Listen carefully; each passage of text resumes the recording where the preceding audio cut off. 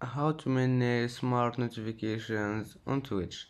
Hello guys, in this video I'm gonna show you how to manage smart notifications on Twitch. First thing, go to Twitch and then click here, this one, and now click this one here, account settings.